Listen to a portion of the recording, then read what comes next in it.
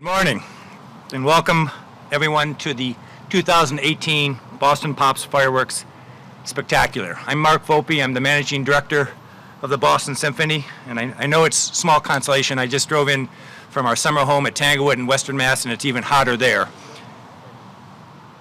The Boston Pops Fireworks Spectacular is one of Boston's finest moments each year and represents an amazing example of multiple forces throughout the city and state coming together to produce one of the largest public concerts to take place anywhere in this country and the world.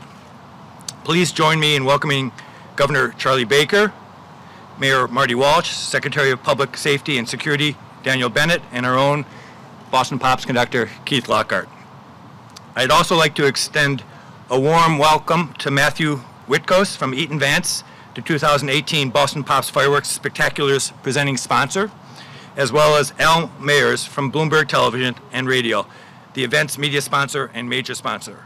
Each one of these entities has made an initial 3-year commitment to sponsor this extraordinary event beginning last year. Simply put, this event would not be possible without their support.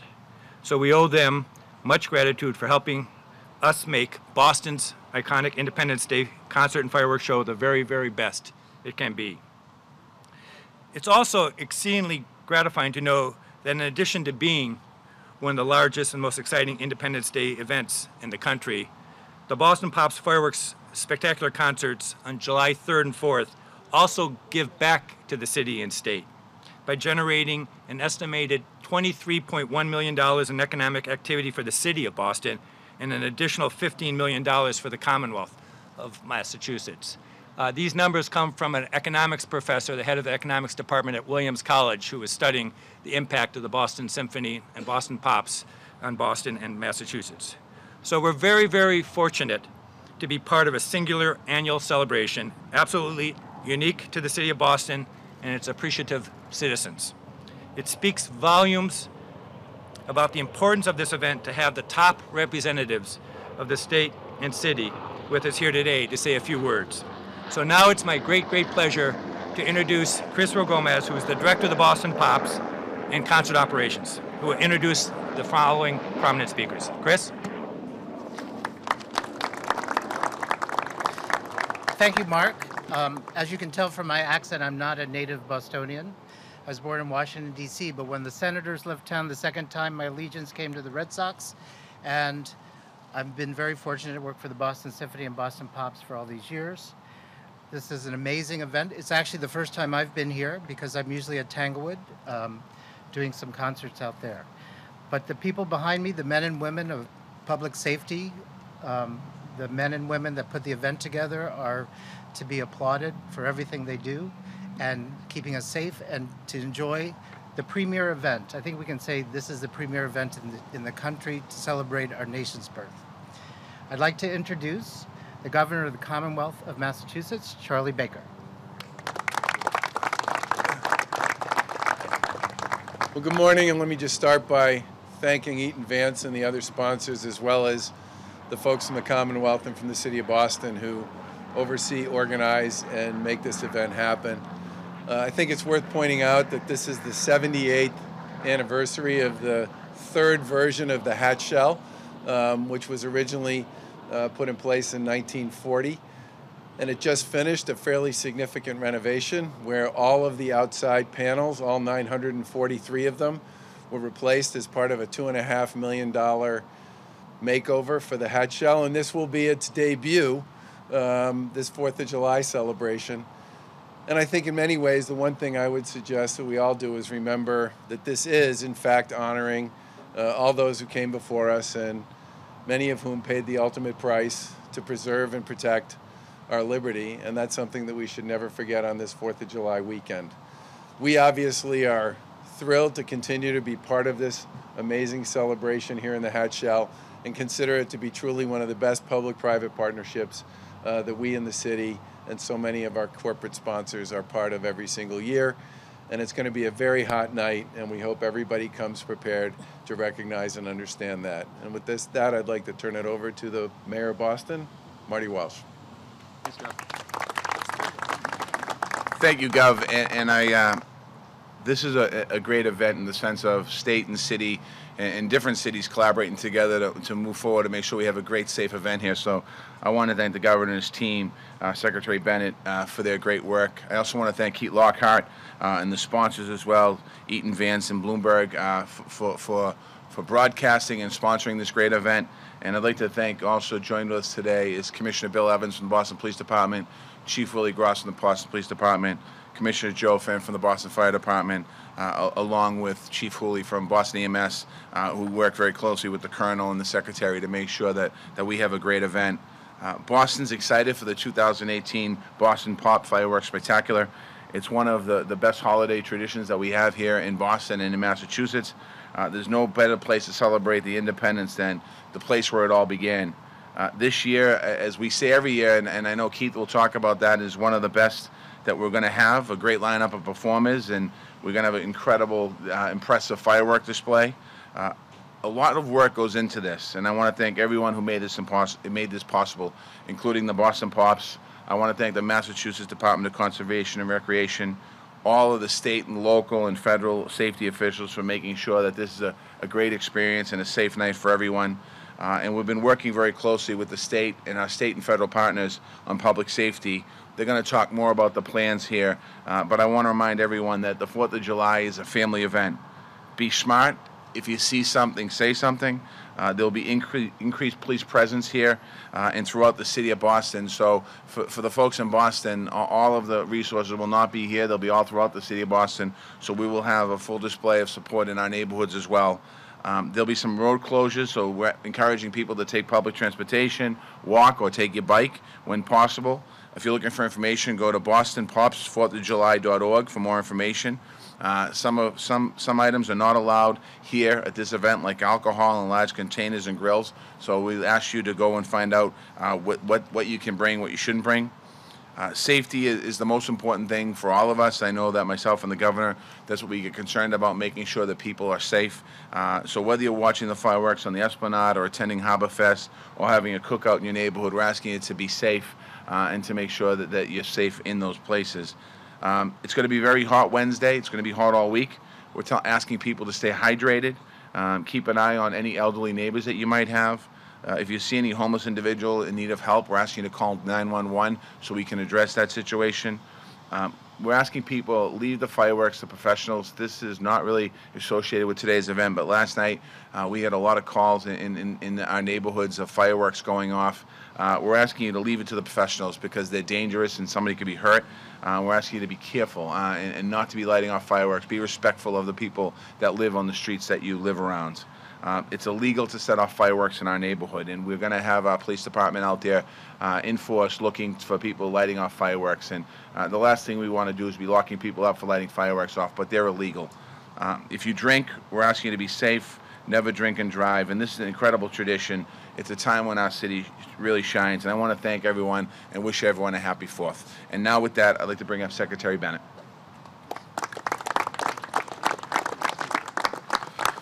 Thank you very much. This is an incredible team effort from public safety, but it does start at the top with Governor Baker and Mayor Walsh working together to make sure that everybody has the resources to make the effort to make this a safe event. The planning's gone into this for months. It's the same type of plan, but not exactly the same plan that we've had for a number of years. It improves every year as we take and learn from the past experiences. The agencies involved in this are the State Police, Boston Fire, Boston EMS, the Transit Police, Cambridge PD, Cambridge Fire, FBI, Department of Homeland Security, the Fire Marshal's Office, and the National Guard. And you can see by the variety and the numbers of different agencies how intensive and how expansive the training is. And the agencies that use that training to make sure that everybody is going to be safe on this day. But the most important investigative tool, the most important intelligence tool that's out there is the population that's going to come down to this, the people that are going to come down to the pups, the people that are going to see something, say something.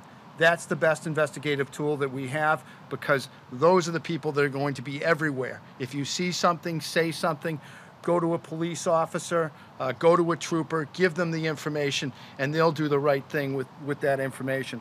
There's certain things that shouldn't be brought down to the Esplanade.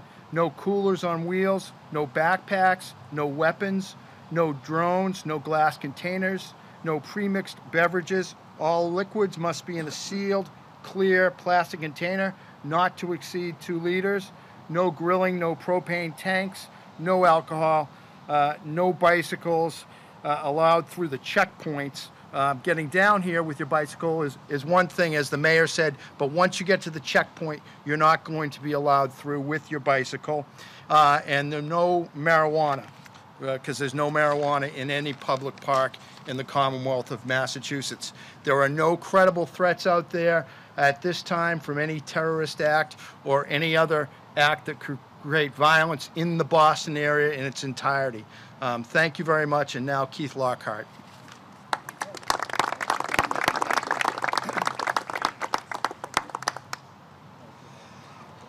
Thank you. Welcome, everybody, and I have to say, as I ascend the podium over there in our beautifully new refurbished hatch shell for the 24th time, this July 4th, I am as excited, thrilled, honored to be here as I have ever been. I really think that this year, due to our incredibly supportive partners at Bloomberg and at Eden Vance, I think the Boston Pops has put together the program that I don't remember ever having been more proud of a program that we're doing. So I'm going to tell you just a little bit about what's in store for you on July 4th. We have an incredible series of guest artists. I'm pinching myself still that we managed to get them all in the same place at the same time. We're joined by pop superstar Rachel Platten, who grew up in Newton Center, as some of you probably know, and she will be singing some of her hits, including my fight song, which is my 8-year-old's favorite song. This had nothing to do with the selection process, however. We are also joined by the classic folk rock duo, the Indigo Girls, who have just been thrilling audiences for years. I've had the opportunity to work with them before, but not in this venue and not certainly with this many people in attendance. And I'm thrilled to welcome them to the Esplanade stage for the first time. I need to tell you a little bit about our next special guest, somebody who is an extraordinary performer, an extraordinary thinker about American music, about American root music, and not just her own American roots. I'm talking, of course, about Rhiannon Giddens, who is a multi-instrumentalist, a dancer, a singer, an extraordinary banjo, guitar, violinist, and soprano as well as a songwriter, as well as a lyricist, and as well as a champion of American music in all its many forms, and somebody who informs us about the roots that all of the music that we currently enjoy come from. So much so, let's hear it for Rhiannon, yes. So much so that last year she was granted a MacArthur Foundation, the so-called Genius Grant. And in the committee's recommendation for her, allow me to read what they said. The organization noted, Giddens' drive to understand and convey the nuances, complexities, and interrelationships between musical traditions is enhancing our musical present with a wealth of sounds and textures from the past. This leaves out one very important element. She is an electric performer on stage. I think she is so perfect for a concert that celebrates where we all come from and where we're all going. And as if that weren't enough, we were lucky enough to manage to land Rita Moreno, a true extraordinary American performer, a legend, if there is one, 86 years young, one of 12 people in history who have won all 4 of the great entertainment awards, the Oscar, the Grammy, the Tony, and the Emmy. Rita will be joining us as part of our Bernstein tribute. This year, one of the very important elements of our program with the Boston Pops is that we will be paying tribute to Leonard Bernstein on the occasion of the centennial of his birth. Leonard Bernstein, who was born in Lawrence, Mass., and grew up in Roxbury and Newton and Brookline, and went to Boston Latin and went to Harvard, and had a lifelong relationship with both the Boston Pops and the Boston Symphony. And as you also probably know, Rita Moreno won her Academy Award for the role of Anita in the 1961 iconic movie West Side Story.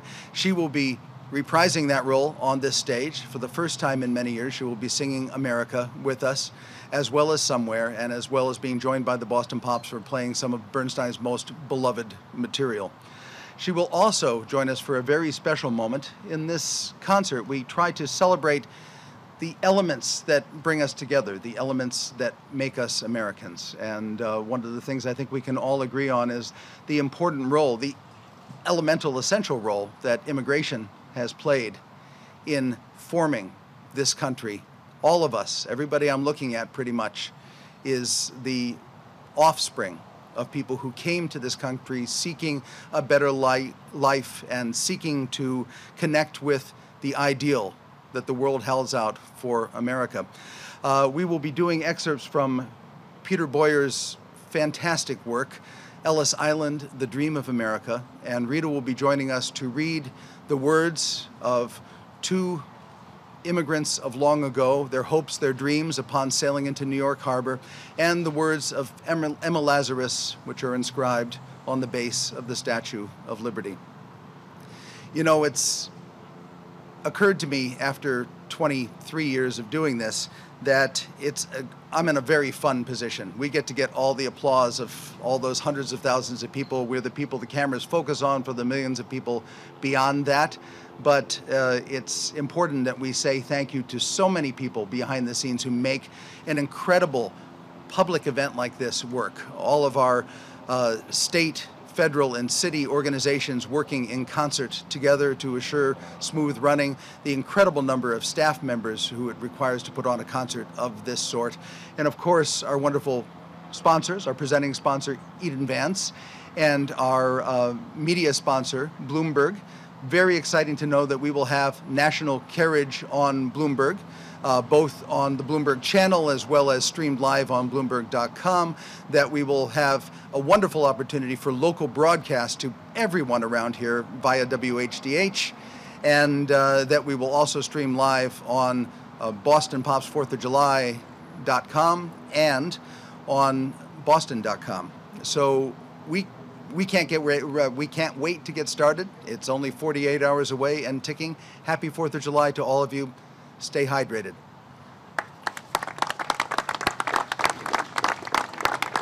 Thank you, Keith. I think if you look behind you, you'll see the infrastructure to put this event on, and in addition to the manpower of our public safety people.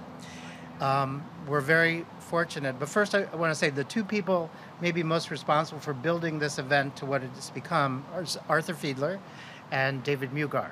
And a year or so ago, Mr. Mugar retired and handed us the reins for the event. But without the next two people, we probably couldn't do it.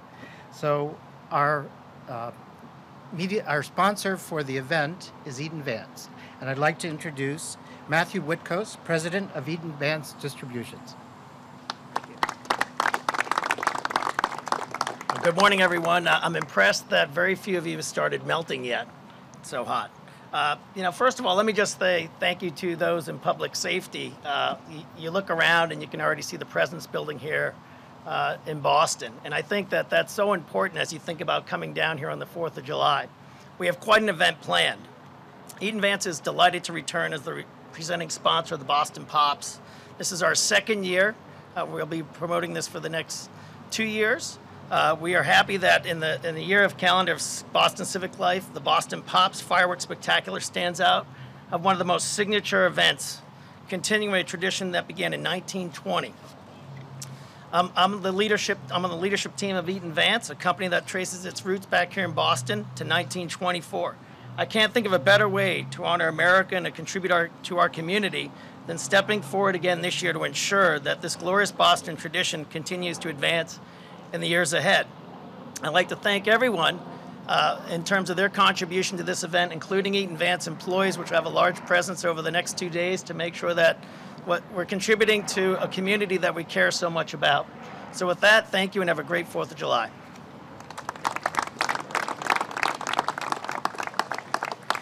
So as Keith said, we're being carried on Bloomberg. It's very exciting. And I want to introduce now a man who has a very long title. Al Mayer is Global Head of Bloomberg Television and Radio and is our media sponsor. But we all call Al. Al has become a great friend of us, and so we just call him Al. So I'd like to introduce Al.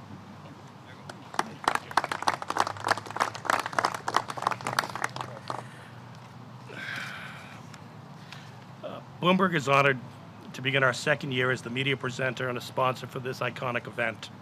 The Boston Pops Fireworks Spectacular is many things. At Bloomberg, we believe it demonstrates the importance the arts play in a vibrant community.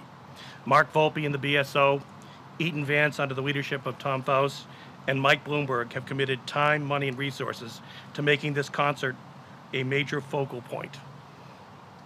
But we're not alone. The generous support we get from the City of Boston and the Commonwealth provide is never fully recognized. Their role is very much like an iceberg. The 10% we see above the water is nothing compared to the 90% below, providing the foundation, making all of this possible. And finally, we can never forget David Mugar's vision and continued contributions to our community. Please remind everyone that this event would not happen without their support. In the early years, the only way to enjoy the concert was coming down to the Hatch Shell and grabbing a spot on the Oval. I did that many times. As the crowds grew and spread along the Charles, radio and television broadcasts were added. More recently, the internet expanded the reach globally, and now mobile viewing. Who would have thought? This year, in addition to Bloomberg, WHDH TV 7 News, the Boston Globe and its Boston.com website, Easy 99.1, and TikTok on Twitter have been added, allowing you to enjoy the experience if you cannot attend. We're also adding an alternate viewing site at the Rose Kennedy Greenway, not only making it more accessible, the concert more accessible, but also to call attention to the role simple things play in uniting a community. We all remember the Central Artery. What was once an eyesore dividing the city has been replaced by a beautiful walking and gathering space. It is a place to enjoy the beauty of our city and the vibrant role it plays in its success.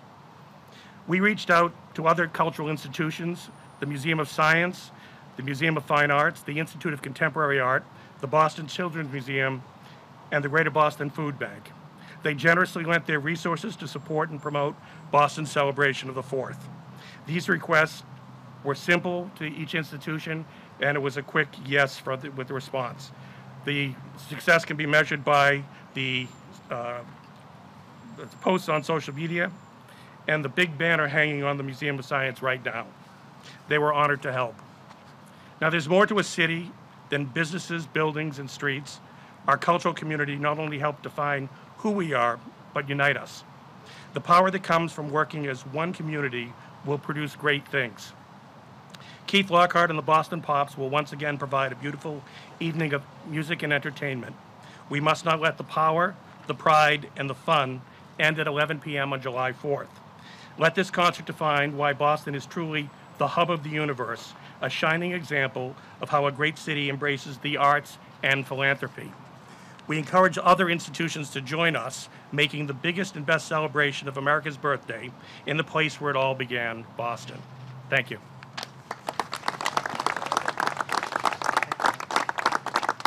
Thank you. And now, if anybody has any questions about the event, we have a couple minutes left. So what's the takeaway for people coming to the Esplanade for July 4th? What do you want them to know? We want them to take public transportation. We want them to dress safely, follow directions if anything were to happen. Look for a person in uniform. They will get you the right information at the right time. But come and enjoy the concert. It's going to be a wonderful concert, great fireworks, and a wonderful event. What about there's going to be an alternative viewing site on the Greenway? Where on the Greenway? And it's going to be the whole concert? Yeah.